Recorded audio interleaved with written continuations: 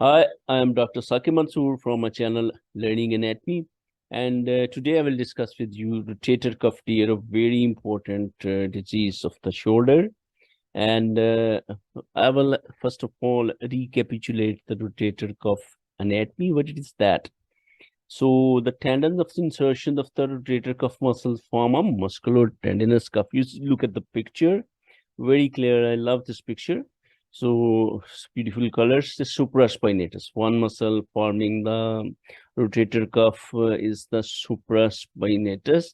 Then the second is the infraspinatus, and then is the teres minor, and another fourth one is the subscapularis. They all four cover the shoulder joint superiorly and also anteriorly, and posteriorly only the inferior side is not supported, right? So sits is the mnemonic used for the rotator cuff muscle. This is the recapitulation. These are muscles enlisted here. So most important of the muscle in this tear is the supraspinatus, right? This is the supraspinatus muscle, right? And here you could see this. This is the acute tear of the, supraspinatus muscle. This is most commonly afflicted in rotator cuff tear. So repetitive use of the rotator cuff muscles, for example, by baseball pitchers or bowlers, can cause the head of the humerus and rotator cuff to impinge on the coracoacromial arch, thus causing irritation of the arch and inflammation of the rotator cuff. Consequently, degenerative tendonitis of rotator cuff occurs. Attenuation and weakness of the supraspinatus tendon. I always told you already that it is important consideration.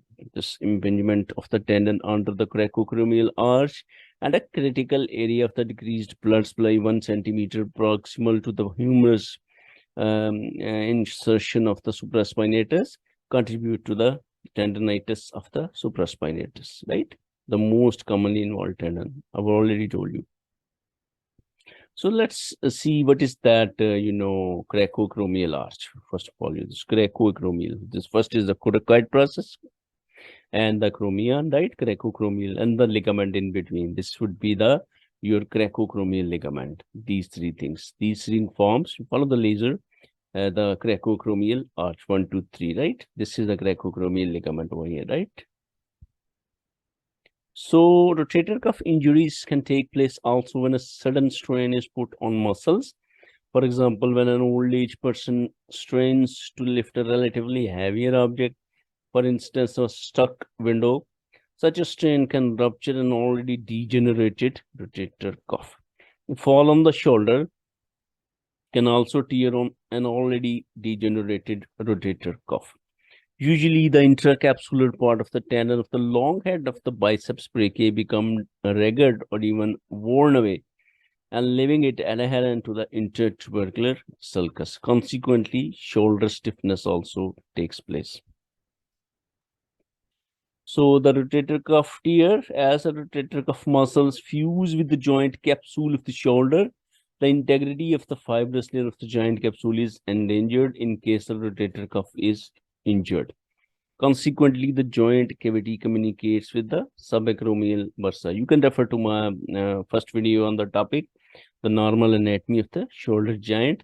I will shown you all the bursae and the association with the shoulder joint and the communication of the subacromial bursa as well.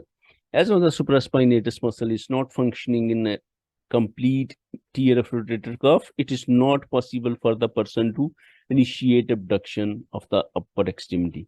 I already told you in first video that what is the mechanism of the abduction, right? So 0 to 15 degrees the supraspinatus, then 15 to 90 is the deltoid, right? Overhead abduction is brought about by some other muscle.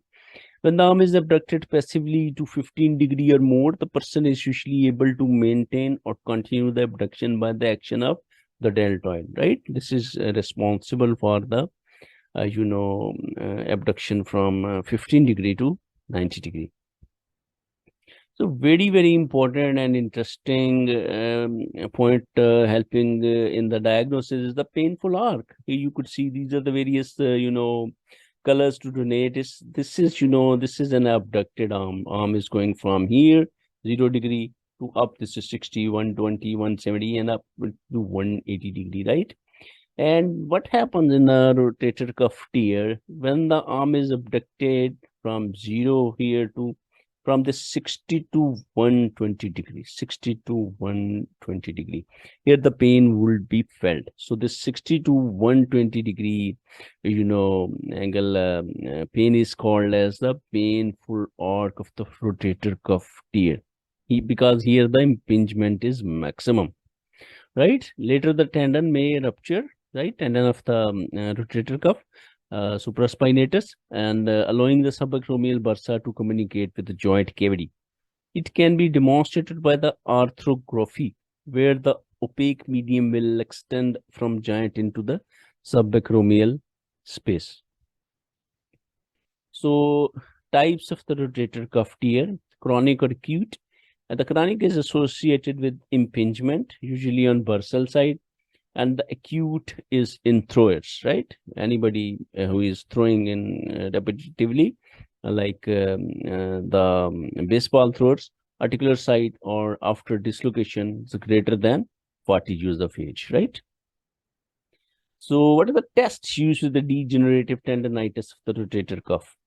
The person is instructed to lower fully abducted upper limb gradually and smoothly. What is the journal testing? Then I will tell you the specific testing with the Job's test, and which is also called as the empty can test, and the Hornblower's test. From about 90-degree abduction, the upper limb will suddenly drop to the side in an uncontrolled manner in case the rotator cuff, particularly its supraspinatus part, is diseased or torn. Impingement is characterized by pain and weakness on abduction and internal rotation, right? So I will tell you the specific test in a very short while. So diagnosis, first of all, the history based, right? History is taken. History of pain, overhead and at night. Weakness may or may not be present. Physical examination, right? Pain with or without weakness, right? These are all diagnoses of the, rotator cuff tear. So again, I told you already, and I am reiterating the painful arc test, right? Here you could see this. As the person abducts from 0 to 180, the pain is felt between 60 to 180. This area would be of abduction would be painful, 60 to 120 degree. They are very important two tests, the empty can test, the Job test, and the Hornblower test, right? Or you can also say Hornblower sign. So what is the empty can test, the Job test? It is clinical test employed or used to test integrity of the supraspinatus tendon. Here the patient is tested at 90-degree elevation in a scapular plane and complete internal rotation, right? If you imagine that, and the person is at, and the arm is at the shoulder joint abduction of the 90-degree, and internal rotation, that is the position when we empty the can, right? The patient resists downward pressure exerted by examiner at the patient's elbow or wrist. The presence of pain is a positive test. Very important test for rotator cuff tear employed and clinically and by anatomist suggested to the surgeon. So very important from the surgical point of view. That is our clinical anatomy. And the Hornblower sign, patient is seated or standing and examiner places the patient's arm to 90-degree in the scapular plane and flexes elbow to 90-degree. He is then instructed to externally rotate against resistance.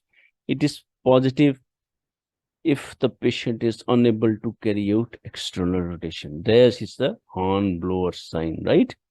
So I thank you very much for listening to my this short lecture of painful arc syndrome, mentioning particularly this was the rotator cuff tear. Very soon I will come up with another clinical of the shoulder joint. Thank you very much. Stay safe. Bye.